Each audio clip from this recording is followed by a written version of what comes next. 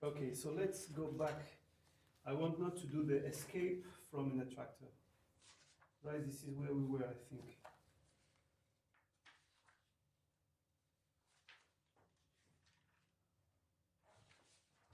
So exit the exit problem.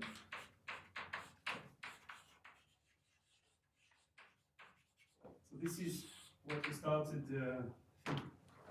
last week. So again, we have a domain omega. I suppose that we have a dynamical system where all trajectories are flowing here toward the attractor, right? This is what we have. So let's suppose we have a dynamical system x dot equals b of x, point p0 or whatever p0, b of p0 equals 0. I assume that we have only one attractor. So, which means that, for example, if we look at the expansion, the Taylor expansion of the dynamical system around P0, what we get is, so B of P can be written, so the first part is 0, it's a linear part. It's going to be a matrix B multiplied by X plus O of X. And what does that mean? So this is for a point P, which is, let's say, this is point P, right? Where the point P has coordinate X, X1, Xn. So that means that locally, the linearized dynamical system, which I will write y dot equals b of y, this is the linearized system. The eigenvalues of the matrix B have their real part, which is negative. Right? If it's symmetric, they're all positive, and then they're all negatives. It is a symmetric matrix. Otherwise, the real part is negative for I going from 1 to n.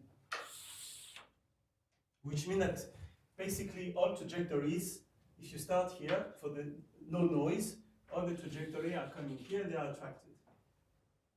All right, so the domain omega, I assume that on the boundary, B dot n, that is the field is going inside. So when you have the field here, and you look at the normal of the domain here, so this is a normal to the domain, this is the vector field. This is, the angle is more than pi over 2, so that this scalar product is negative. So this is for, see, I call this B at point P. So for all P in the domain, in the boundary of the domain, I have this condition. This is the condition that the field, enter the domain. All right.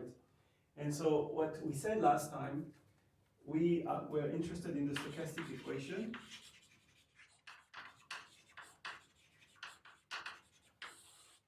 Which was x dot equals b of x plus square root of 2 epsilon w dot. So this is the deterministic part here.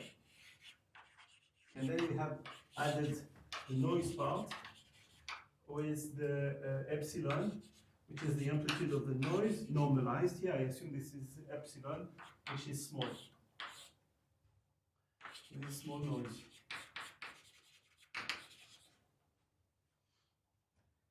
Okay, and so what we were interested in last week is to look at the mean first passage time. So what we said is the mean first passage time is the solution u epsilon of escape, conditioned that the particle started at position x. And a couple of weeks ago, we proved that the mean first passage time, u epsilon, satisfy the mean first passage time equation, which is epsilon Laplacian u epsilon plus b gradient u epsilon equals -1. And since we're interested in the time it takes to escape at the boundary, so this is inside omega, we say that at the boundary, u epsilon has to be equal to 0. This is for all p on the boundary. And last time I gave you the example where we can find this structure. This can be found, for example, this is the potential when we do chemical reactions, the time it takes for a particle to escape from a well. So we say that if this is the distance, the potential well can look like this. And so what we'll be interested in is this region here. So this is V, this is the distance R. And so the escape of the well, which will be this region here. How long it takes to escape from here. This is the maximum. Well, this will be a bit different because then at the maximum, the field here will be 0. So it's not exactly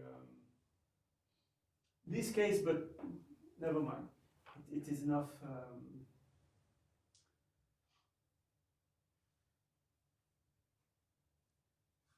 Okay, so we're in this situation, B dot normal. So here it pushes inside. This would be the case of discontinuity, for example. You arrive here with not with a tangent which is horizontal, but with a slope. But it makes some differences, but I'm not going to look at this right now.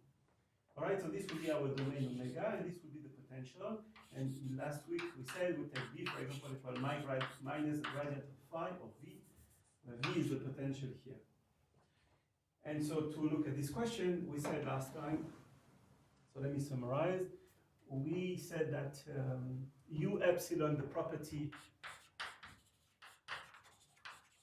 is that u epsilon, as epsilon goes to 0, it's harder and harder to escape. So basically, when you have particles here, if we start with a single particle, so it has some noise, it drifts towards the origin, moves sometimes here, and then it can escape. So we are interested in the time it takes, in average, to leave the boundary. So most of the time, of course, the particles, if you do a simulations, or if you look at any problems related to this question, it spends most of its time at this critical point. So we said as epsilon goes to 0, u of x here should go to infinity. And so what we said even more specifically, it should be equal to a constant for any point x inside the domain minus the boundary layer. And in the boundary layer, there is a phi of x, which is called the boundary layer. So this is for x inside the boundary layer. I call B a boundary layer.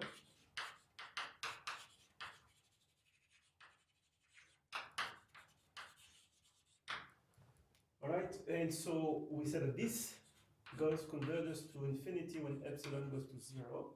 And the question we are interested in is how to compute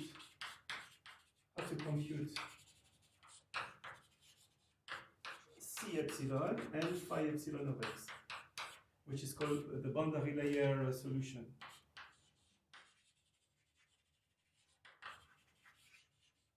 This is called boundary layer solution, and this is called the outer layer. This is called the outer solution. So again, there is my class, which gives you the ideas, and then if you want to look at specifically, you should read, you know, the book of Schultz, the first one at least, the 2009 about theory and application of stochastic processes. And for all the theory about outer solution, inner solution, boundary layer solution, you can look at the books of Bender and Orzai.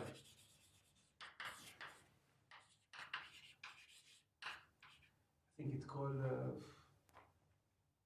something like asymptotics analysis. This is asymptotic analysis. This is a classical book about how you study ODE and PDE and the asymptotics.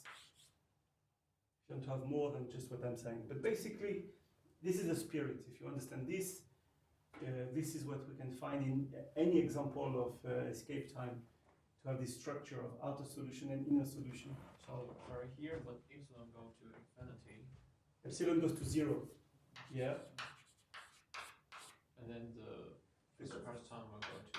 That's right, because if epsilon goes to 0, basically the time it takes to escape from the well, you see the noise. What drives you outside? This is the noise. So if the amplitude of the noise, if you are at the limit, you have no noise.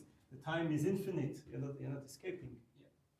But the question is, of course, this is not enough. You want to know how it escaped to infinity. Is it log of epsilon? Is it 1 over epsilon? Is it exponential of function of 1 over epsilon? I mean, it's not clear. This has to be calculated. And so we said last time that the boundary layer, why there is a boundary layer? Because there are all the points that lies in here. So if you start in this region, then of course you can escape immediately without falling into here. That's why in this region, where we have to match in here u equals 0, this is where we have the constant, this is where c epsilon, and here we'll have phi epsilon of x. Just in this little band. That's why this is called the boundary layer for x in BL, means we're in this region. This is BL. Right, this is called the boundary layer, this red region. Okay, and so last time we started the analysis, we said that so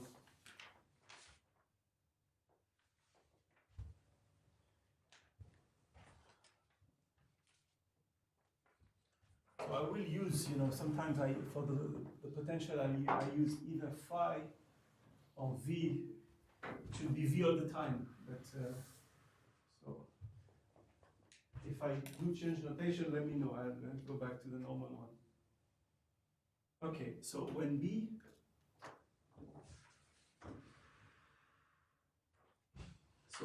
equals minus gradient v, we said that the equation, the mean first passage time equation, can be written of the form epsilon, can be written of the form divergence of exponential minus v divided by epsilon, gradient u epsilon, equals exponential minus v divided by epsilon. This is, we have shown that last week, right, in your notes. This is where we were. And so we said now, this is an identity, true for all points in omega. So I'm going to integrate right and left. Right, I can integrate this, dx, and this is dx. And the only thing I have also said is that let's divide everything, since everything is, I can always divide because everything is linear, divide by a maximum of u. So I'll divide here by u epsilon, 1 over u epsilon, where by definition u with the bar epsilon is maximum of omega of u epsilon, and this is actually the constant c epsilon we are looking. Let me remind you the picture. The picture is that this is a domain omega, that c epsilon, the function is constant inside the domain. It has to be equal to 0 at the boundary. Those are the two boundary points. And so we have not to glue like this.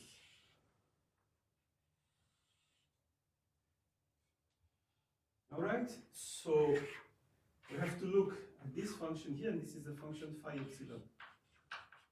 We have to find c epsilon and phi epsilon, right? This is the goal.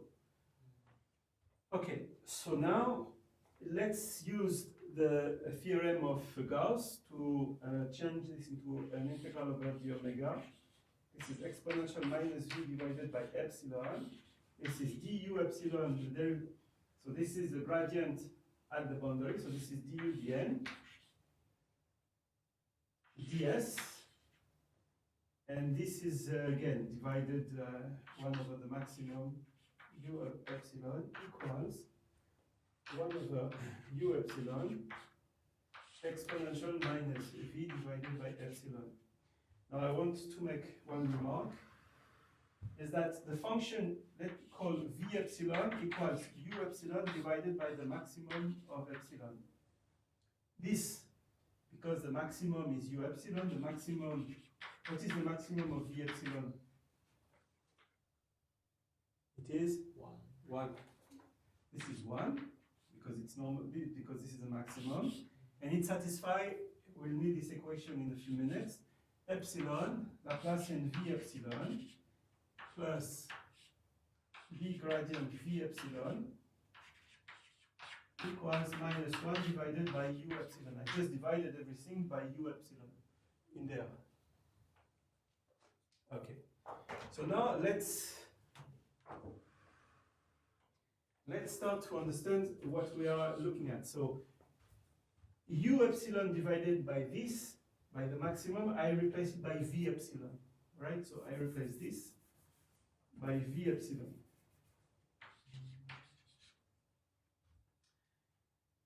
Okay, so now what does this say? This says that basically we are stuck. We have one equation and two unknowns. One over the maximum, which is the speed at which it goes to infinity, this is unknown. And the derivative of this, which is the derivative of this at this point, which is the high slope here, very high, that we have to calculate. So we need to find some more information somewhere else. You understand? Two unknown, 1, 2, and one equation. Usually to solve a problem, we need the same unknown and same number of equations. If the equations are independent, you can solve it. All right. Nevertheless, we are going to start analyzing this equation.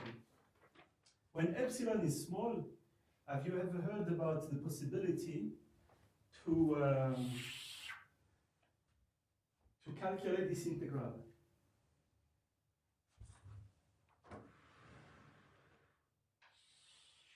So how do we calculate this integral of exponential minus v divided by epsilon dx of, do you know how you calculate this? Expanding at infinity. This has a name. This has been looked at 200 years ago, or even more. Never heard? This is in quantum mechanics. People are using it a lot. No? This is called the Laplace methods. You know, never heard of this? So what is this equal to? Well, epsilon is small. What is the asymptotics? So you are going to use the Laplace expansion, Laplace method. The Laplace method says, what does it say? Suppose, for example, suppose we have a potential V. Here we can actually have, instead of one, we can actually have several minimums. Suppose you have minimum here of a potential. What is this equal to? Feels like the largest contribution. Yeah, and the largest contribution comes from the well of the deepest well, not from the one here, the deepest one, because it has most of the energy. Or what happens is that also what can happen in this, when we have what is called situation with double wells, is that they can have several wells. It's a very degenerated case. Usually that never happens. But it can happen when you have some little fluctuations here, so it's not that sometimes it happens in real life. You can have many wells with the same energy, so that the difference of energy is the same. So you've seen this before, how you calculate all of this, so I don't have to redo it. So you do, this is exponential v minus, you take the minimum of v, that is, this is the minimum here of v. This is this line. V minus minimum of v divided by epsilon dx. And I multiply everything by minimum v here divided by epsilon. So I have added, because it's exponential, I have added and subtract minimum, right? So it's exponential, I put it out because it's multiplication. And this v minus minimum of v, how you calculate this integral, you just take bolts around this minimum, where you can do a Taylor expansion, and outside it's going to be negligible. I did that on the internet. There's an internet class. I spent half an hour explaining this slowly. So you should look in YouTube. My YouTube class about the Laplace method. But basically, we use v minus minimum of v. So what is it equal to? Yeah, the first, so this is now we do a Taylor expansion. So Taylor expansion says that we have to look for the first term. The first term, if you're at the minimum, this is 0. And then so because it's a minimum, we have a quadratic positive matrix in n dimension. So which is the sum. Let's write it this way. This is the second derivative dxi dxj. At point, so if we are, let's call this the family of points p1, p whatever pk. Yeah, pk. So this is, let's say, at point p, or any of these p's. P, let's do it at the first one, p1. So we sum from 1 to n for an n dimension, and this is xi, xj, plus something which is of order O of x squared. And there is 1/2. Right? So this is the Taylor expansion. Now you can always change coordinates because this is by definition a symmetric matrix. V is sufficiently regular, so it's symmetric matrix. And it has to be positive because this is the minimum, right? Imagine a parabola. So we can always find a coordinate system such that we can diagonalize this. I mean, we can always do that here. So this is 1/2 of the sum of lambda j y j squared plus y squared. And all of the lambda j's, I will call lambda j's at P1 here because this is the first point. They are all positive, strictly positive. Right? So this integral is going to be calculated. Again, you look at either any good books on the Laplace methods, or you can look at the presentation I did on YouTube. V of x minus v minimum. So, okay, we have this now. Let me replace everything in here in this integral. The integral of exponential minus v divided by epsilon dx can be written really as the sum of the contribution around the ball of radius delta at point pk. You have to sum for k equals 1 to, I don't know how many points we have, let's call it m. Now m minimums here, so where the point pk are the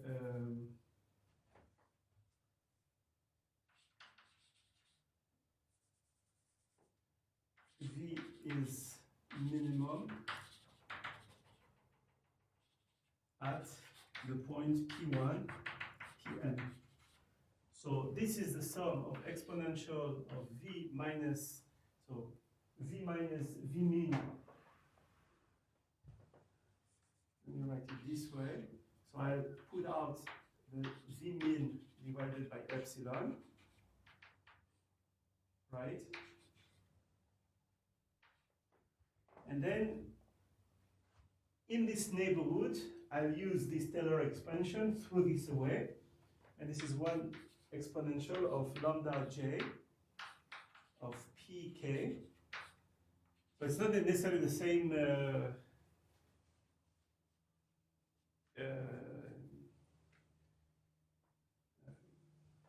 frame that I'm using, but I will still write for all of them yk. So this is yk. So this is the sum for j, so this is yj squared. And then we have the product dy1, dyn, plus something that is negligible with respect to this exponential. So this exponential minus v min epsilon, and actually this is of the order of exponential delta. You can show that outside this, because you have a gap, v minus v min is bigger than delta.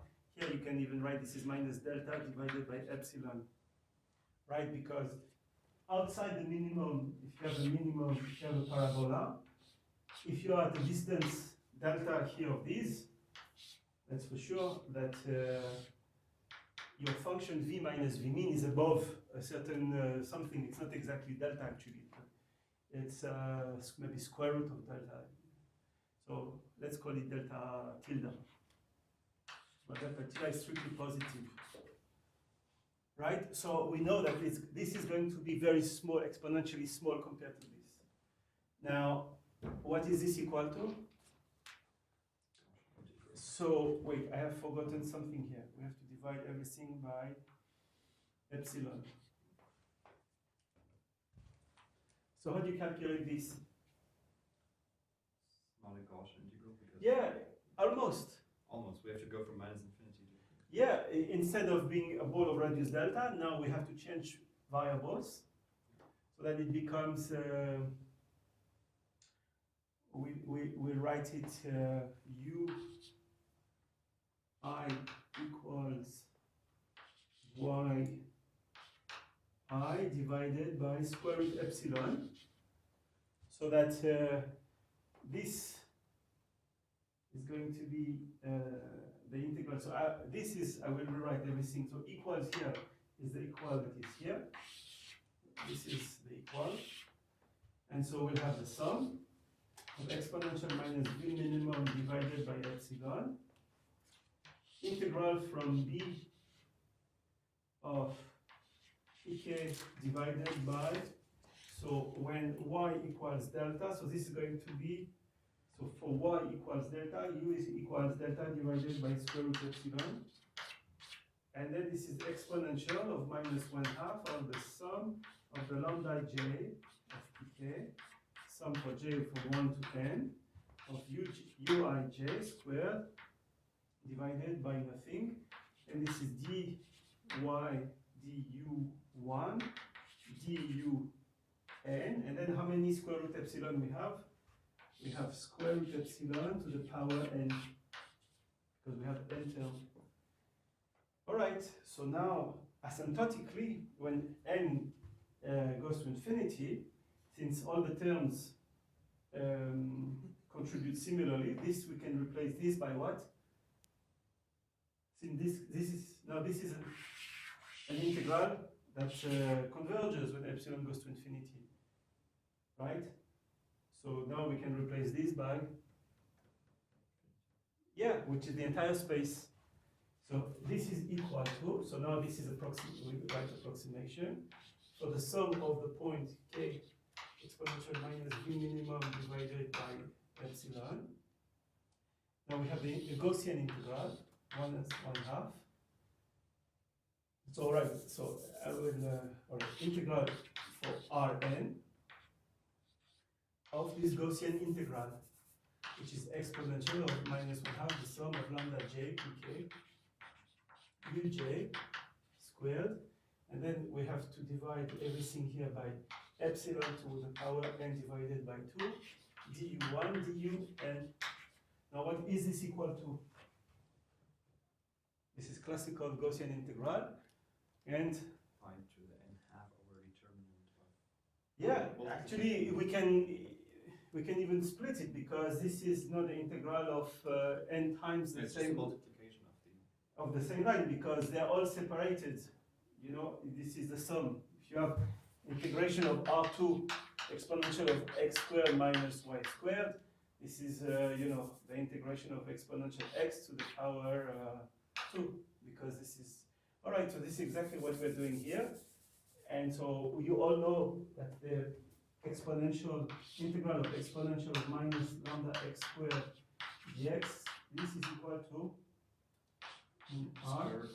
Square root of pi. This is pi divided by lambda square root, right? So we'll apply that in here. Lambda equals to what? So this is finally equals to, so this is lambda is, so this is lambda j, so this is pi. Lambda is lambda j divided by 2, so there is 2 pi, divided by the product of the lambda 1 pk, lambda n pk, and there is a square root, so this is square root of this. So the leading order term is this. And this, the product of this matrix, is actually, we can always write this.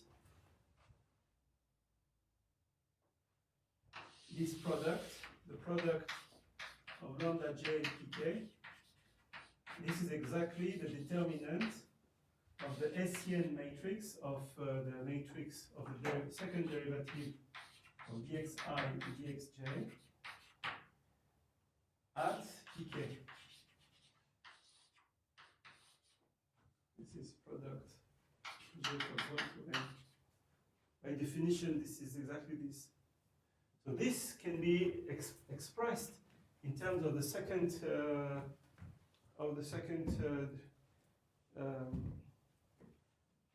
this can be expressed in terms of the second derivative of the potential. All right? Summary. We did all of this to show that this term, when epsilon is small, which is the case, is this.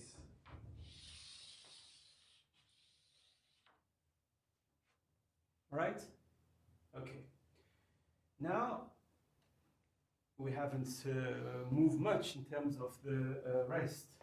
We need now to estimate, if we are interested in calculating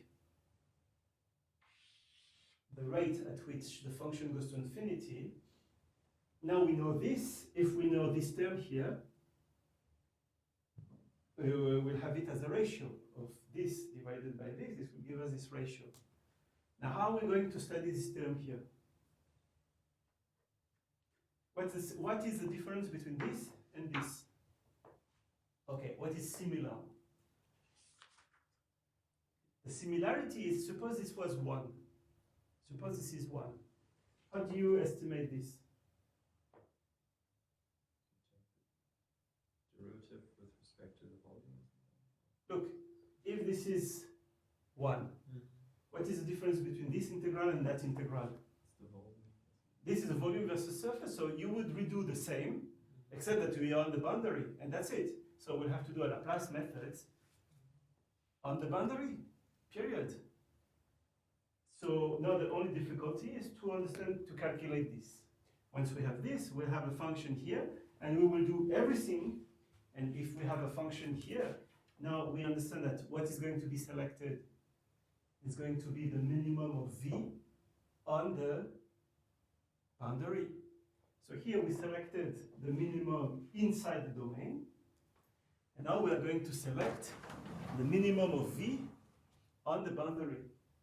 So now we know that there is a minimum here, for example, if we have one attractor, And then we are going now to look at the minimum of V at the boundary, and to have, for this guy, what we are going to do, we are going to get the Taylor expansion of this at the minimum of this guy, so that we can continue. We will exactly do the same thing as we did here, which is calculate this, and that will be multiplied by this function. And when we will be ready to be around each of these balls, we'll use here the Taylor expansion of this at the point pk. All right, so now this is the mission. But before doing this, we need to calculate this. So where this function is calculated, this is exactly in this boundary layer. And we are exactly at which point? And this is this, what is this dVdn? If this is the domain, this is exactly the derivative of V at this point. So this is what needs to be calculated. All right.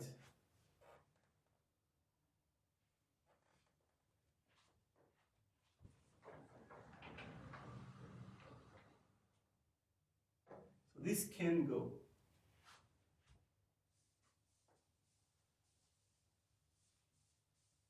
Right, this is a very important proof, for example, because this is everywhere in chemistry, everywhere in statistical physics. You need to have been through these calculations. And you should redo it for yourself, because with this you can really look at all these problems of residence time of particles and how this is calculated. Okay, so now how are we going to calculate dVdn? So let's first prove that outside the boundary layer, V converges to a constant. I haven't proved it. I told you it is, but I mean, we found it because we said that if you start at a different point, because you're going to converge initially to the center, basically it doesn't matter where you start. How do you prove it? So for this, we are going to use this equation. So what is the limit of V epsilon?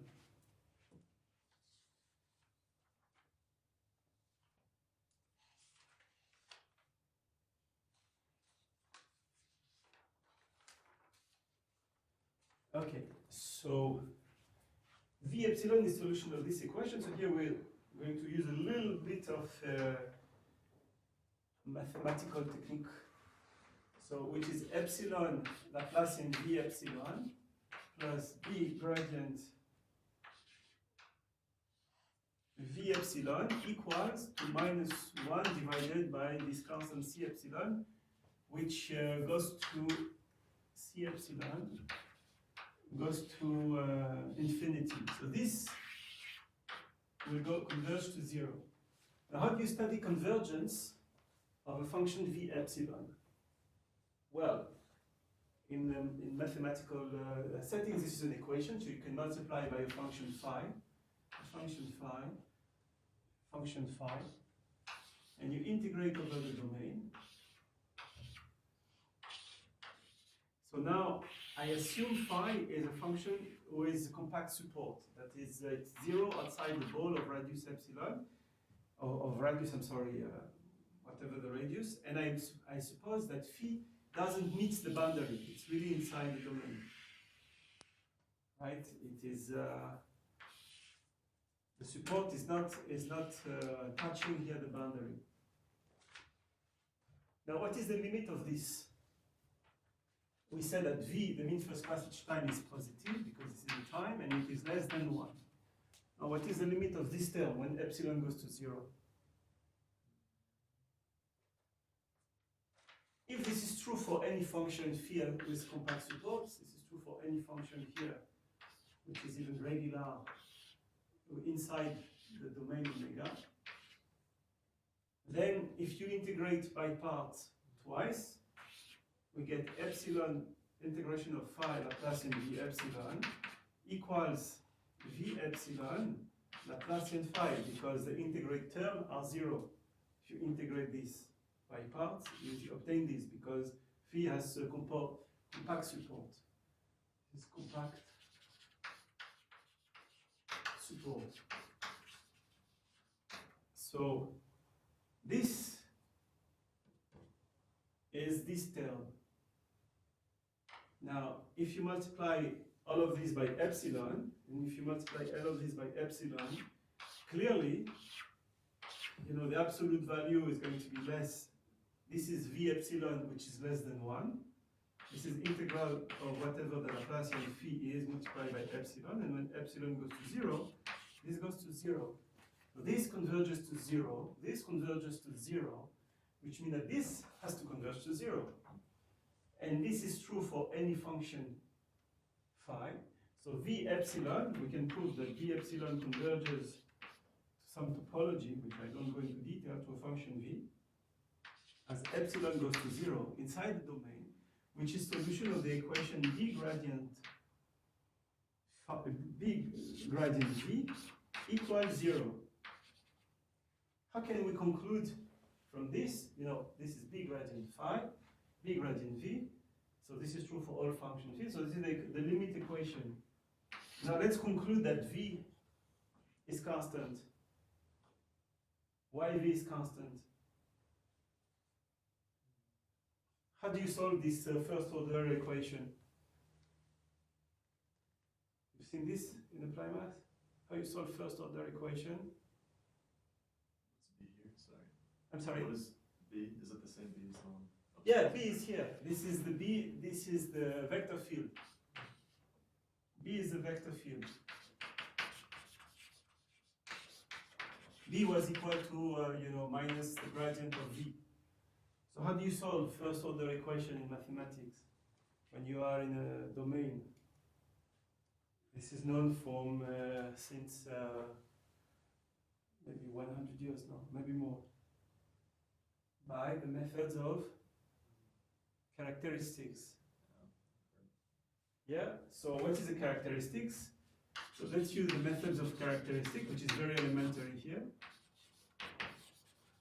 Method of characteristics. That is, we'll take the solution of the equation x dot equal bx. Those are trajectories. We showed that at the beginning, you remember? This was the characteristic that all trajectories were converging. So those are the solution of this equation. Now if we take v along those characteristics, that is v of x of t, and if you differentiate this with respect to this time, what do you get? You get v, so this is gradient v, multiplied by x dot. By definition, x dot is b of x. So this is gradient v multiplied by b of x. But what is this equal to? 0, which means v has to be equal to constant along the characteristics. So v x of t equal constant. So if you start at position, any position x inside, remember we're inside the domain. If you're here, so this is constant, so you can go to t goes to what? If time is positive, which direction are you going? This way or that way? We said that the field is an attractor. So where are we going? And go in the middle. Yeah, so, and when do you arrive here? For time equals? Infinity. So you arrive here at infinite time. So which means that when we go to time goes to infinity, this is a constant that depends, if I start at position x0, it's a constant that depends on x0, but if I start at position x1, I have also a constant that depends on x1. But I want to show that it is independent of the position. So why is that? Because when t goes to infinity, they all meet at one point. And since v here, this is a continuous function, this is a continuous function. This means that when t goes to infinity, this converges to v at point p0. And so for any point, any other point x1, because this is constant in x0, x1. So we have shown here that it is a constant. So v inside is constant. Again, we cannot go to the boundary because it cannot be true that it is constant at the boundary, because at the boundary it has to go to 0. And what is actually this constant equal to? So we have just shown here that v is constant.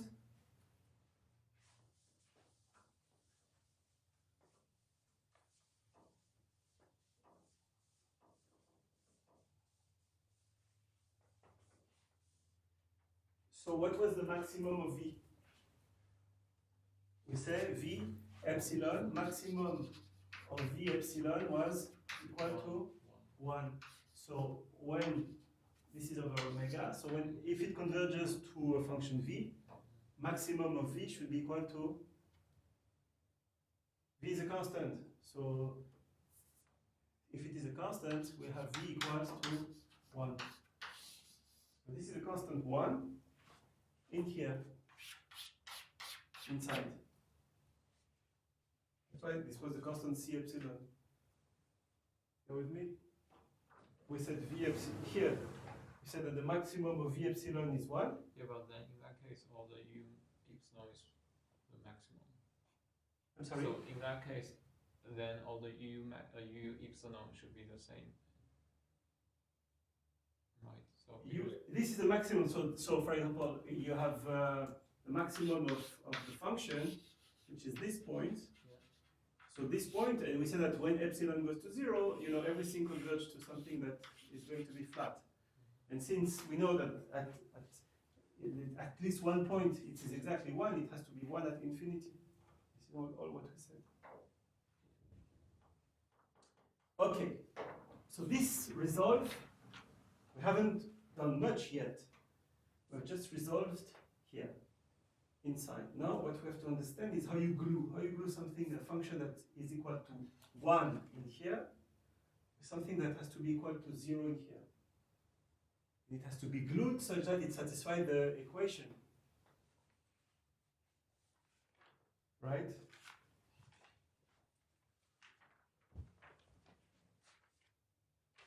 So the final step is now we have shown that v epsilon converges to 1 inside the domain.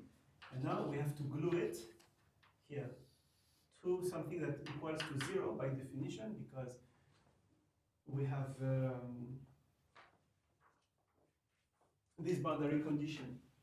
And this will tell us exactly what is the boundary layer. So how do you get information about this? And if we have this, in some sense, we are good, because this is exactly what we were looking at.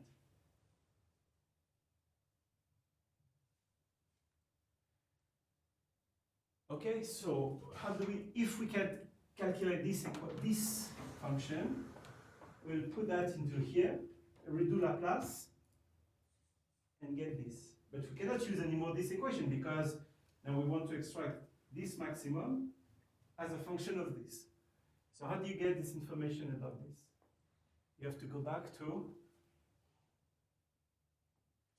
this equation. All right?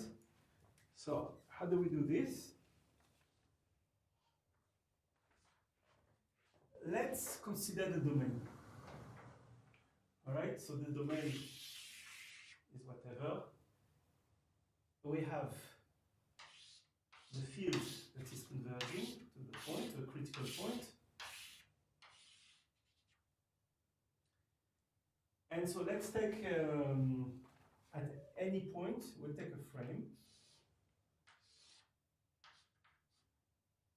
So this is,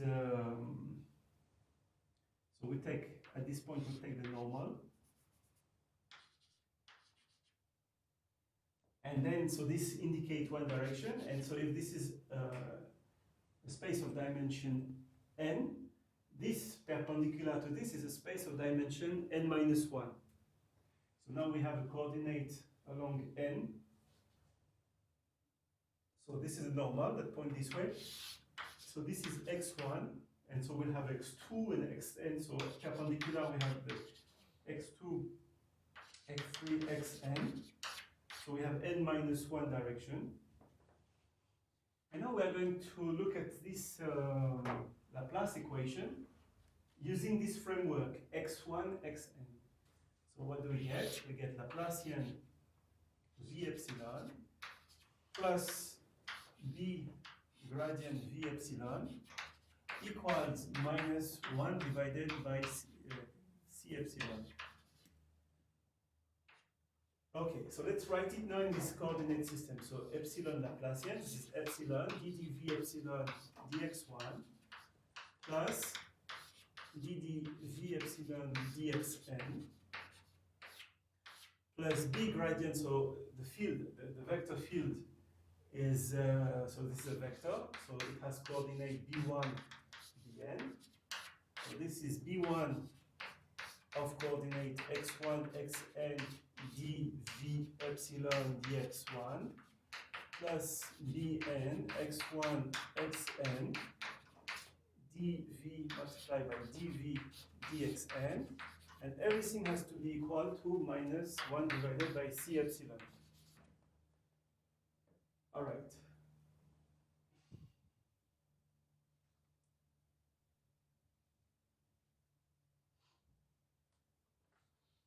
So let's now look at each term separately. As epsilon goes to 0, c epsilon goes to infinity, so 1 divided by c epsilon goes to 0. Okay. Now, let's start to think about what happened. What is dv epsilon dx1 doing at the boundary? What is the shape of the slope? That's right. It's going to be steeper and steeper and steeper, which means it goes to vertical, which means yeah, what is it is going to infinity.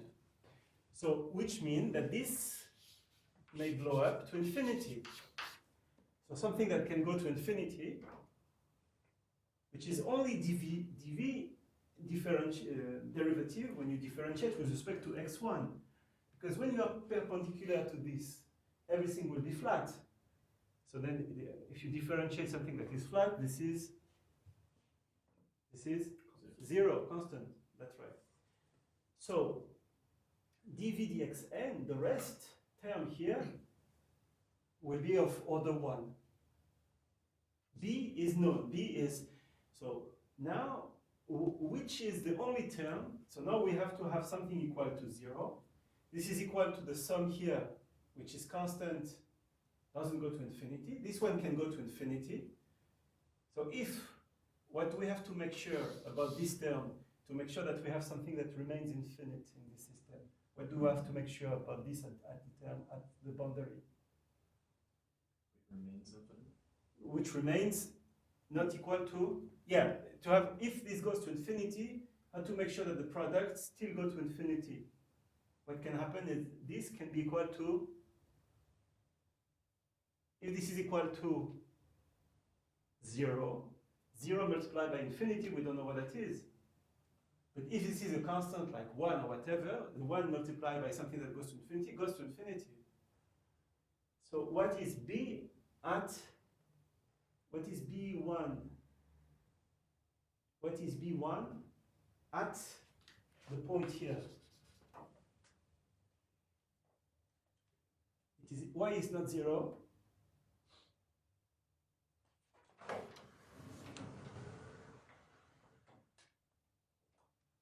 Yeah, we erase it. Okay, what is b? What is b1?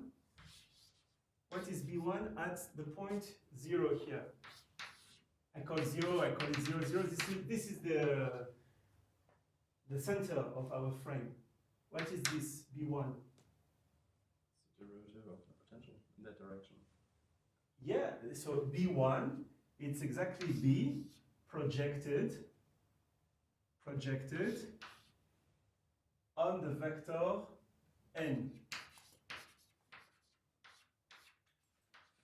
And so what do we say at the beginning? B dot n was, this was the condition. It was strictly, we said that everything goes inside. So B, we said that B was going this way, while the normal was going this way. So this is, by definition, this is negative, and this is finite. It's not zero, because B is not perpendicular to n, right? So this is our B. You know, you remember, we said that everything is converging. So this is B, and this is a normal. It must be parallel to n. Because we chose the border such that it's parallel to n. Yeah, yeah. No, but I remind you now we choose it exactly like this. So B1 is exactly B dot n. It's exactly the component.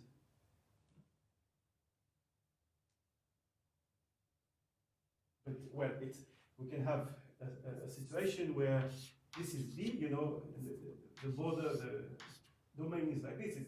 It's not exactly that B is exactly the opposite of n, but it has a component in n which is exactly negative. This is what is important.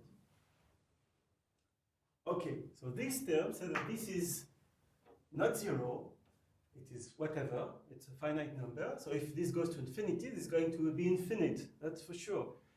I'm not going to compensate something that is infinite, and this is zero. So now what can compensate in here? Something that will go to infinity. What is the only possibility is what? Okay, what is the derivative with dx2, dxn? This is the derivative which is perpendicular. This is x1 here.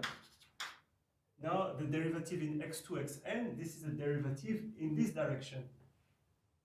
So this is again, as the function is getting flat, that should be of order 1.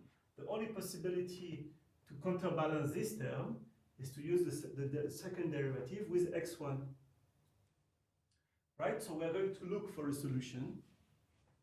We're going to look for a solution v of x1, xn, which is of the form, let's call it f of x1, and then g of x2, xn. Take this, plug this into this equation, and let's see what we will get for f and g. Right? So if we have this, the only possibility, because they have separated variables, okay, let's do it. So you know how to plug this. This is when you separate variables. So you have f prime divided by f plus epsilon. So this is Laplacian. All this 2 to n variables g divided by g, and then there is plus b1 of f prime divided by f, plus then we have to sum. So this is ddj dxk, ddj dxk, bk, and the sum for k equals 2 to n, and this is equal to minus c epsilon f and g. And this I'll put here 0, because as epsilon goes to infinity, I would say this is almost 0.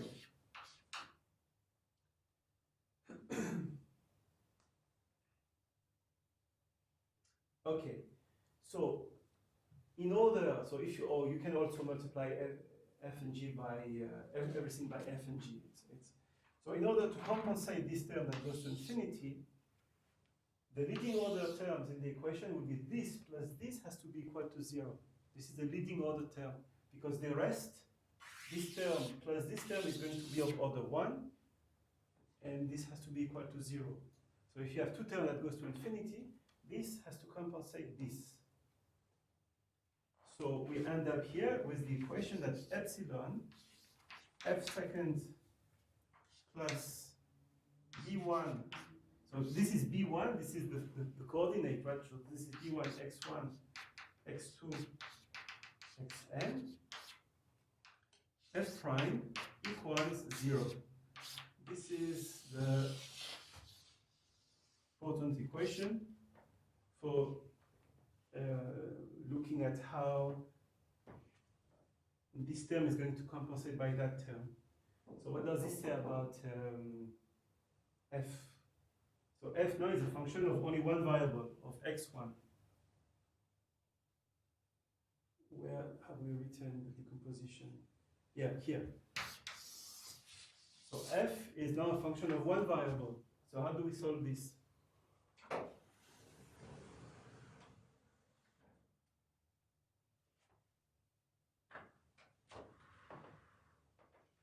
Perturbation expansion. What? Perturbation expansion. Yeah, we can solve it now directly. So what is it?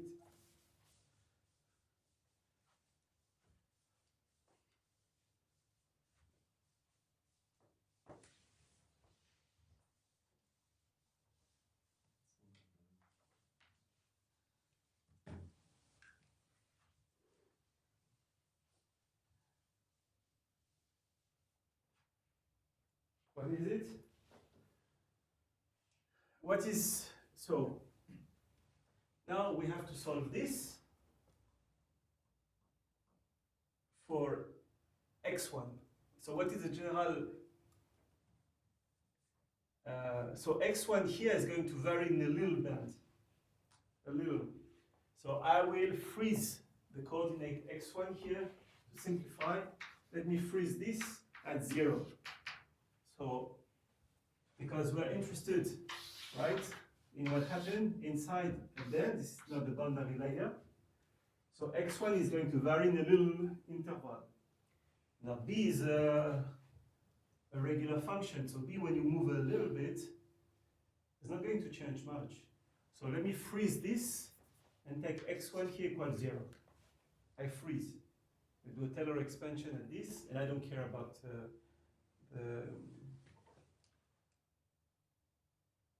the rest. Now, this is a linear equation in terms of x1. It's even something that you can integrate now. What is it equal to?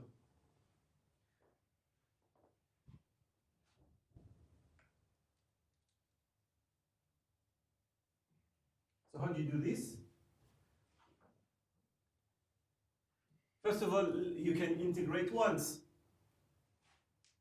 This is constant, this is second derivative, this is independent of x1, and this is the derivative, so integrate once. What do you get? You get epsilon f prime plus b1 of 0 x2 xn f equal a constant. I don't know what is this constant, it can depend on x2 xn minus xn, but not on x1, that's for sure. So that if you differentiate with respect to x1, this is 0. And now you can integrate once more. How you integrate a first order differential equation? You use the classics. This is you divide by f, right?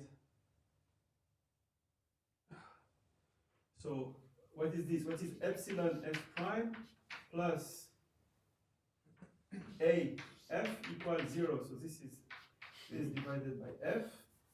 This is a divided by epsilon. We integrate 1. This is log of f plus a divided by epsilon x1 equals a constant.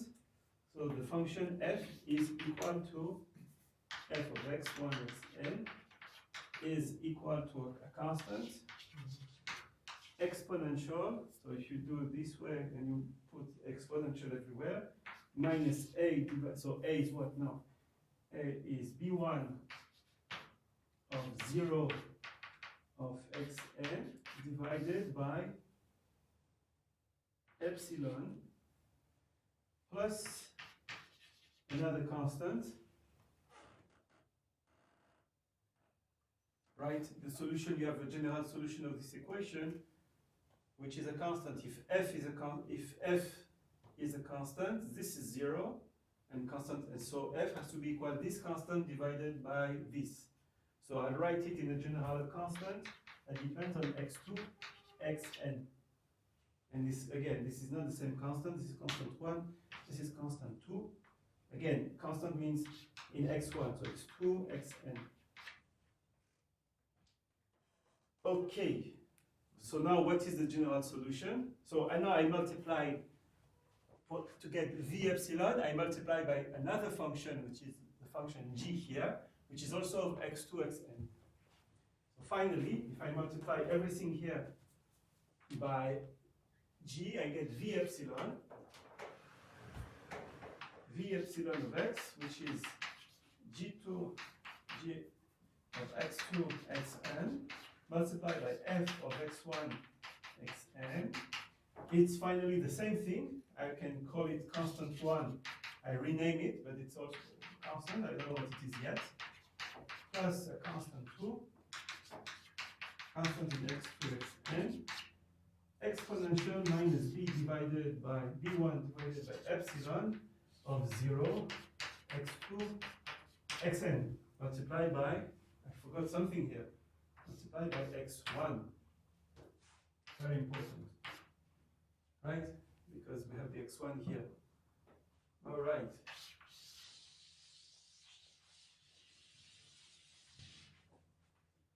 Now, next. We have moved quite a lot here. What is v at the boundary, by definition? At the boundary, v is equal to, what is the mean first passage time condition at the boundary? 0. All right, so for x1 equals 0, now we are at the boundary for x1 equals 0, this plus this has to be equal to, all right, which means this equal minus this. So I can just take it out and write this on the form of 1 minus this.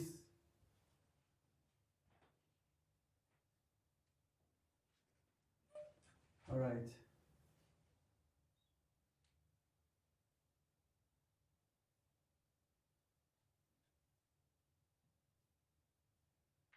Now we need to understand one more thing. We need to find out this constant. How do we know this constant? We know that v epsilon is bounded. The epsilon is bounded, and what do we know about v inside the domain? 1. So how do you go inside the domain? What do you do?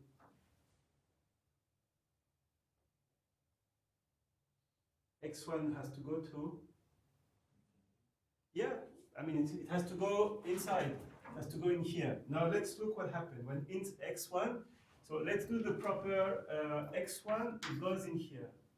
So this, the normal here is here. The normal is in this direction, so this is, so in b1, this has, b1 has to be,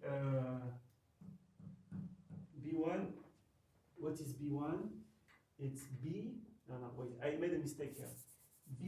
b1, it's the projection of b with respect to the vector I, and the vector I is minus n.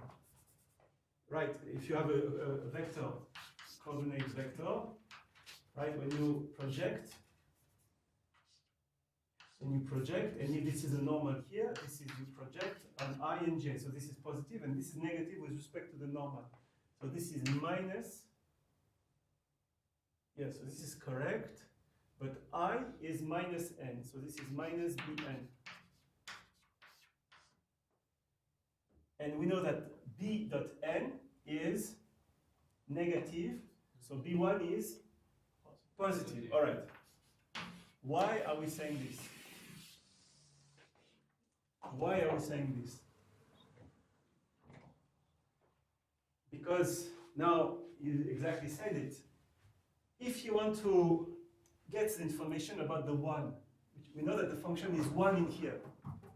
So let's send x1 to infinity, which means, or x1 actually divided by epsilon, which is what I should have been doing from the beginning. But x1 divided by epsilon, when it goes to infinity, all of this converges to 0.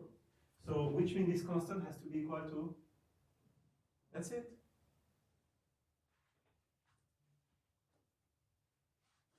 Because we work for it. It doesn't come from free. We work. We say that this constant has to be equal to this. So finally, we get in the boundary layer for x now inside the boundary layer, we have v prime v of x equal this. Now this is great. What do we need ultimately? I think I have erased the master equation. We saved half of it, and the other half is killed. Now what was left? We were trying to calculate the integral of the exponential of v divided by epsilon d v epsilon, you remember, dv dn, d surface along the omega. We're almost there. We don't have, so what we did here, we said we have this expression in a small band. So now how you go from v to its derivative? We have to differentiate. Differentiate with respect to what? With respect to the normal. What is the meaning of differentiating with respect to the normal? The normal, if it was this x1, it would mean differentiating with respect to x1. So these are almost the same, except there is a minus. So this v dv dn, this is the derivative of v, and this is really gradient v multiplied by normal. And since the normal is exactly equal to minus I, this is exactly minus dv dx1. And now what is dv dx1? We can have it in here. So this is trivial because this is the differentiating an exponential. Now this is what? 1, this goes to 0, and now we have to differentiate this. So this is v1 of 0 at position. So this is exactly now the derivative at position 0, which is here, this point, divided by epsilon. And now we have to take this point where? At the boundary. So this is exponential at this, at point 0. Because we have to take this exponential minus b divided by whatever, x1, and we have to take the expression of all of this for at 0, actually, exactly at 0. At 0. But so this is exactly 0 because this is 0, and so this is exactly 1. So we calculated exactly what we wanted. This is exactly b at the position where we took all of this, and now we could do that at all points along the boundary. So this is equal to what finally? This is equal to integral of d omega of exponential minus v divided by epsilon, and this is the let's call it so b1, it's exactly minus b dot normal. This is the vector, the component, the negative component of the vector. And now we can repeat this procedure along all the boundary, and then we have to divide by epsilon ds. So now we have to do Laplace method on this. You're with me? That's why it's not, if you are interested in this, it's not a good idea to miss this class.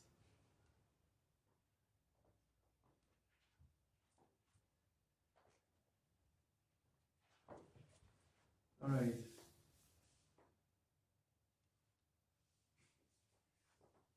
We are almost done.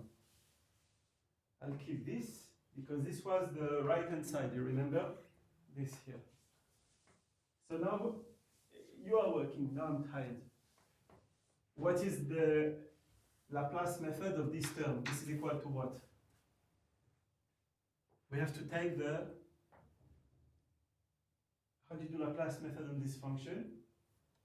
We have to, when epsilon goes to 0, it's true that we are dividing here by epsilon, which tells us actually exactly how the slope here was going to infinity. It went like 1 over epsilon. This is what we see from here. So, where shall I take the, before I took the minimum of which function? The potential. Of potential. Now I take the minimum of the potential, except that I'm not on the boundary. So this is exactly exponential minus v, the minimum of v, but now I'm on the boundary, d omega, divided by epsilon. All right, so now this is a function. So I can use exactly all of what I have calculated here, except that in the sum here, I will get this function. Okay, let's do it slowly. So this is the sum of the integral of exponential minus v minimum divided by epsilon. And now I'll take this, so this is around the ball of point qk. So I'll sum over k from, let's say, 1 to whatever number, whatever I have. So let's call it capital N. B of qk of delta. This is a ball on the boundary, multiplied by minus b dot normal at a point P on the boundary. I mean at the point, ds P, and the rest I will neglect. Right? So now if we apply the Laplace methods on this, Where's the epsilon going? Or why can we... I forgot, divided by epsilon. Okay, so now let's continue. So if you do Taylor expansion of this, you're going to get this.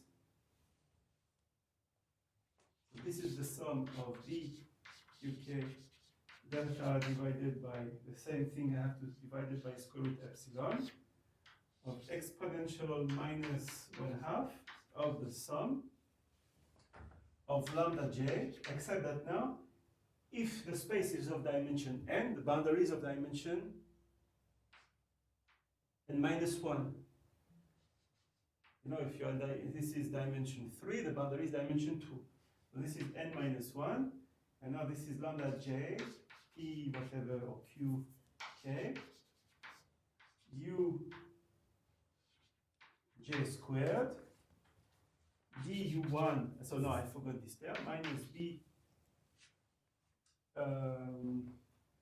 dot normal at point P. So if I do a Taylor expansion divided by epsilon, dsp. So if I do now a Taylor expansion of this at this point, qk, I can pull out here, you know, I have integral of a function of x, exponential of x squared divided by epsilon. Why I do have, sorry, so if I do this, okay, there is one step here that is missing. If I have a function like this in dimension 1, I'll come back to this in a second. If I take u equal u equals x divided by square root epsilon. I can write it this way. This is phi of u square root epsilon exponential minus u squared du. You agree? I just did. So now what I'm going to do is to replace this function, because when epsilon goes to 0, this goes to 0. So I can put that out and get the integral of this. Right? You agree with this? So this is what I'm going to do here. So this is point. This is b at point square root p dot normal. Now I'm going to replace this by b at 0, which means at point qk, where we are on the boundary. I'm going to erase this now. So just to explain.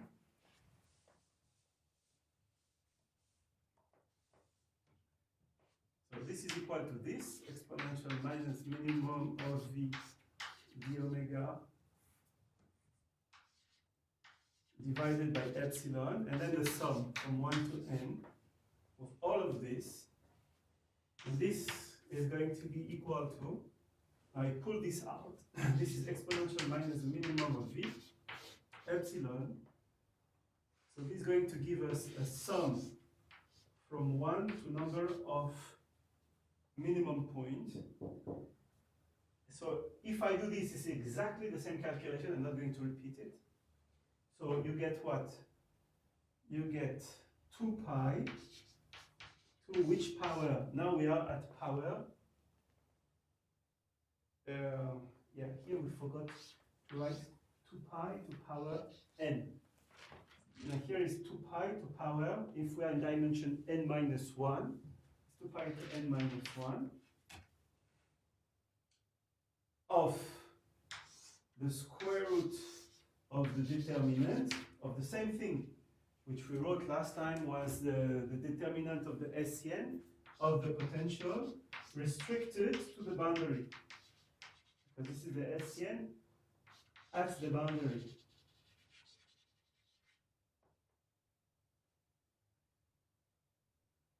Multiply, so this is not a new term, minus b dot qk dot normal divided by epsilon.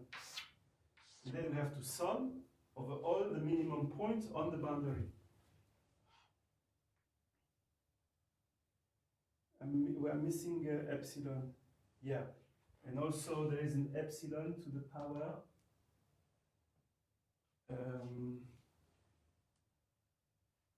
why this is divided?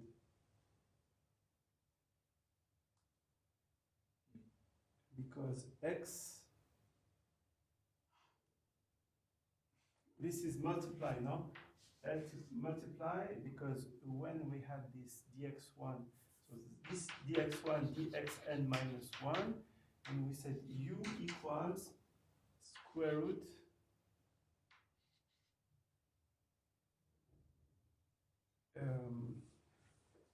u equals of x, right? U is square root epsilon x.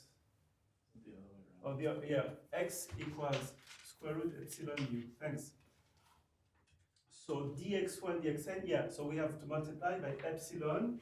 How many epsilon do we have? It's epsilon 1/2, and we have n minus 1 of this. While here it's not, why it's divided here by epsilon? It should be multiplied, no? Yeah, maybe because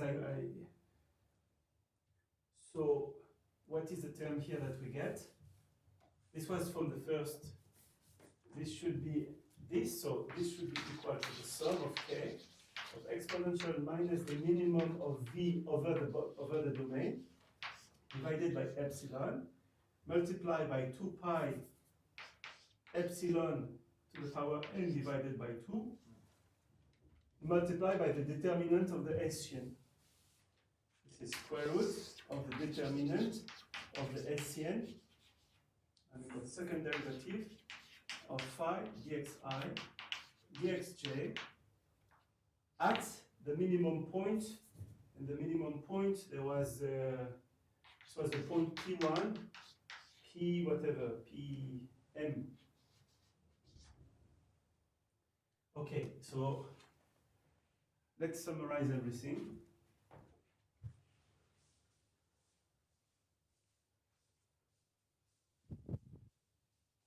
I don't have any more the formula on the board, but the formula was integral of d omega exponential minus v divided by epsilon multiplied by d v epsilon dn ds was equal to minus or plus or minus c epsilon integration of minus v divided by epsilon omega. This was our formula from the beginning. Now we did calculate this. This is this. And now we have calculated all of this, which is this. Now you are going to work, and you are going to tell me what is C epsilon, that should go to infinity. C epsilon equals this divided by this. So which means 1 exponential minus v divided by epsilon divided by integral of exponential v divided by epsilon dvn dn. So who is going to give me the expression? You have to work a little bit now. You work 5 minutes. Wash my hand, and then we'll finish with this.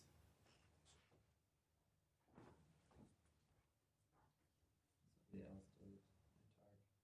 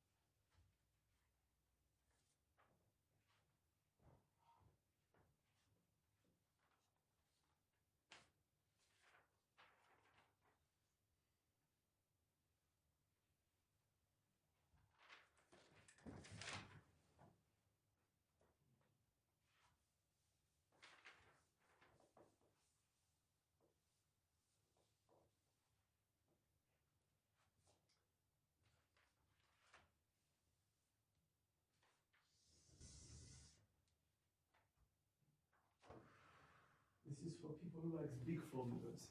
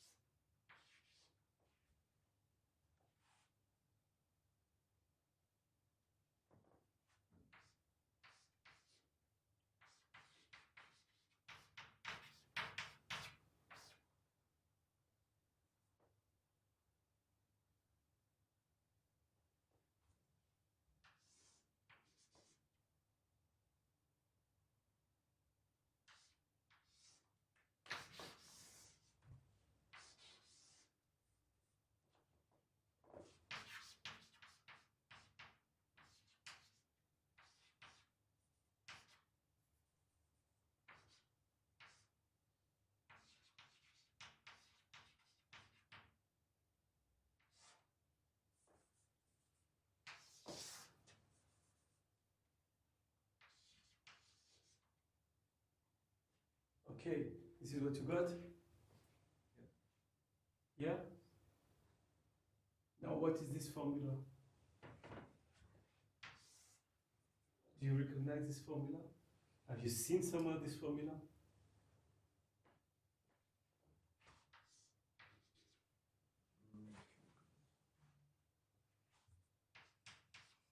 So there is a minus and minus, so this should be plus.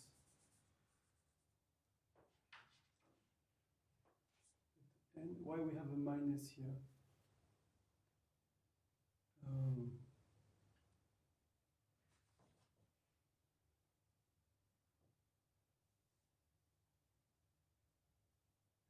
Which term? The B dot n, B dot normal. So we said it was B1 is in the opposite direction.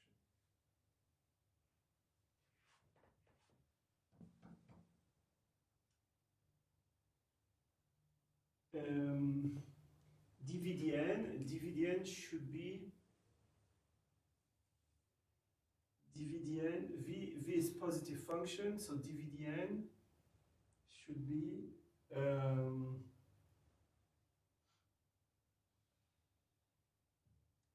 b dot normal. Why do we have a minus? Okay, we have to track, maybe there is a mistake of a sign here. I'm not sure about this minus here, because there was a minus before.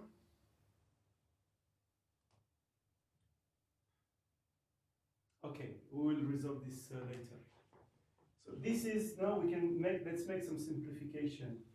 2 pi n divided by 2, 2 pi epsilon n minus 1 divided by 2, we are left with what? We can, this is like n minus 1 plus 1, so this is exactly this. Agree? Now, there is an epsilon here. Are we good with the formula? I think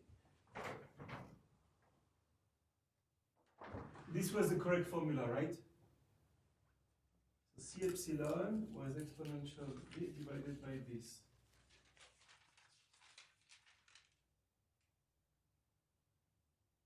Is it correct? This formula exists from the beginning. Looks okay, no? I have an extra epsilon What? on the All right. We have an extra epsilon somewhere. on the right hand side. Here, it's epsilon like this. Oh no, Yeah, it'd be the same. this is Yeah, correct. it's dividing on the right hand side, so yeah, it's the same print. This is correct like this. Okay. So then there is, we have to multiply by epsilon. We have to divide by epsilon here. Okay, great. So this epsilon goes out with this epsilon. Right?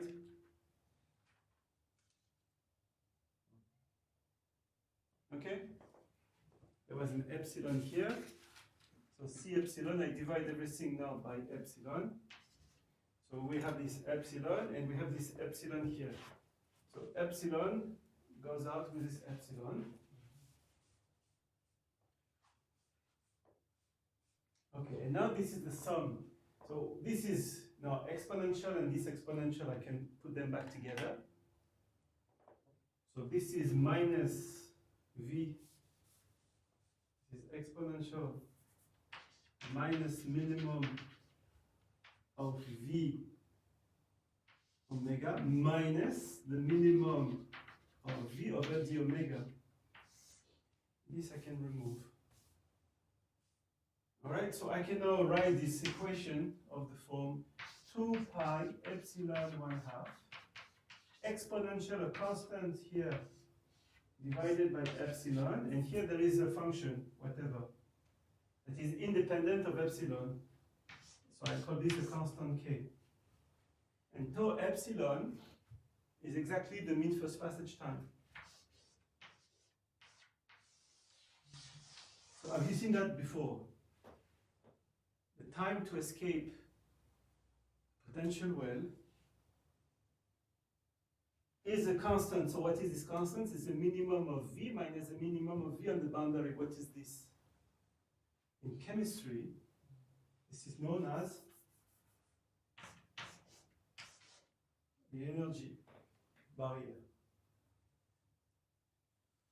This is the energy barrier between the minimum of V.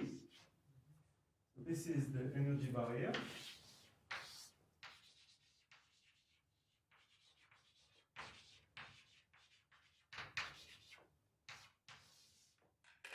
Right? And this is called, what is this law that we have derived? Arrhenius. That's right, this is the Arrhenius law of chemical reaction, except now. Usually this is given in student in chemistry with a constant. Now we have calculated all constants. We have not calculated how they, first of all, there is a term here that depends. KT in chemistry is what? Epsilon, I'm sorry, is what? The energy, kT. K Boltzmann temperature, this is epsilon. So we know that there is a kT here. This is the energy, this is the time it takes, this is the exponential time. And the constant K depends exactly on the second derivative of the potential of one of the determinant that you have to count about the point. That's the story. Right, so we have, this is why all of this is important. It comes to the classical Arrhenius chemical reaction, except that now you see the dependency, how it depends on the second derivative of the potential restricted on the boundary. So you cannot do everything in dimension 1, you just do dimension 1, so you get the derivative, just the second derivative of your function. This is n dimension. So the output of all of this, that we know that the mean first passage time to escape from a potential well like this is going to be exponential in 1 over the noise. This is only true if you start inside. If we start at the layer, we have seen that this is not exponential. This is the V epsilon behaves, goes to 0, the mean first passage time behaves with this function. And of course, this is important if you look at channels. Now we know exactly if you start in the boundary layer, if you have an ion, how long it takes for the ion or particle to escape the channel when you are not inside the potential, when you are just at the boundary, which is very important to do the calculation. Okay. I mean, is there any result known for shallow potential wells? Shallow potential, you cannot Where do. basically that approximation doesn't apply? That's right. Now you have to be more specific about what you want to look at. For shallow potential, this is true. I mean, for shallow potential, basically, what is important, if you do a numerics or whatever, is this formula. Because this formula doesn't assume you express this in terms of the potential. The mean time in this domain is expressed of this. Now, for example, if epsilon is not small, for example, if epsilon, I don't know exactly what you have, but if V, for example, or V divided by epsilon is shallow and it is small actually, it's the opposite of what we have done, then you can do an expansion, a Taylor expansion of the exponential in terms of the variable x here. It's just about like epsilon. Yeah, if it's just about epsilon, then you understand, yet you have to calculate everything. There is no shortcut. Right. And look, this is so this is basically the knowledge of people until the end of the 70s. You are now, we are just 30 years 40. yeah, before our time, before today's time. But it shows you the methods. That was the most important, the methods. You see, and this is what is written in all chemistry, theoretical chemistry books.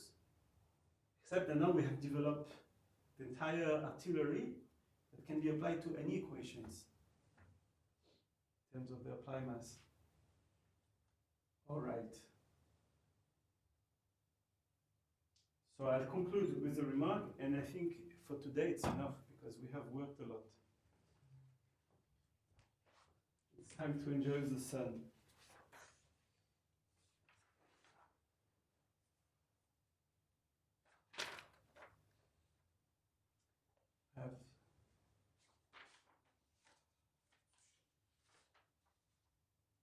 I'm going slower than expected, but I understand it's important that we go slowly in all of this.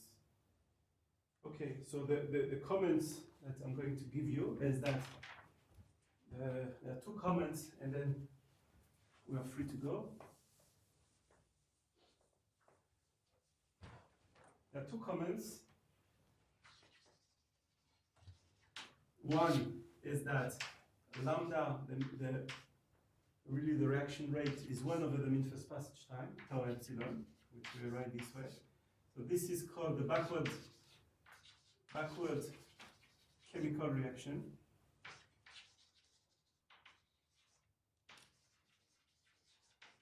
Right? This is the rate at which two molecules dissociate when one is trapped by the potential of one.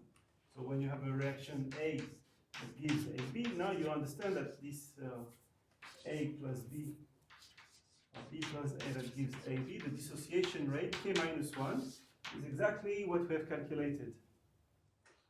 Two things going apart.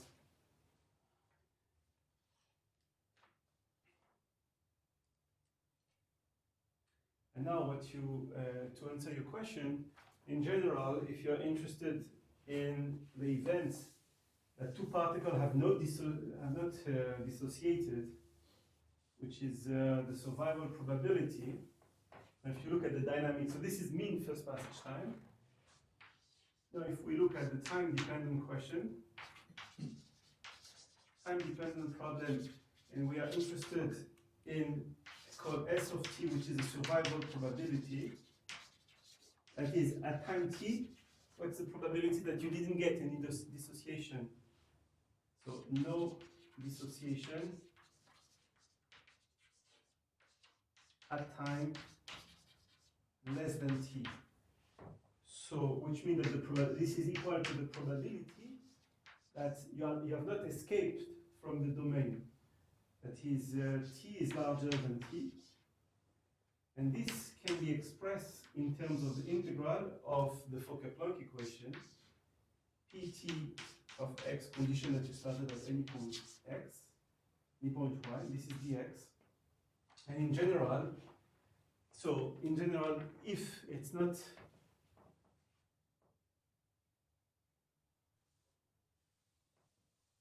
since we can always expand in eigenvalue and eigenfunction the operator, and they are exponentially distributed, in general what we get here is the sum of the integral of some constant, exponential, so constant that depends on x. So whatever, I will write it this way, like constant ck. This is exponential minus lambda k t over k, where lambda k are the eigenvalues of the Fokker-Planck equation, which was Fokker-Planck equation that we have discussed last time. So if you have a single exponential, single one, then the process is actually Poissonian. If a single one means, for example, the time is not 0 and you know that you're waiting at the long event, so you're going to have something of the form exponential lambda 1 t. And lambda 1 here, this is exactly the lambda 1 that we calculated, 1 over the mean first passage time tau that we calculated. So your particles are going to come at a Poissonian rate of dissociation, and the rate of dissociation is the mean first passage time. If, of course, we have multiple exponential rates, they cannot be dissociate one to the other, then in principle it's a sum of exponential, which is much more tricky to study.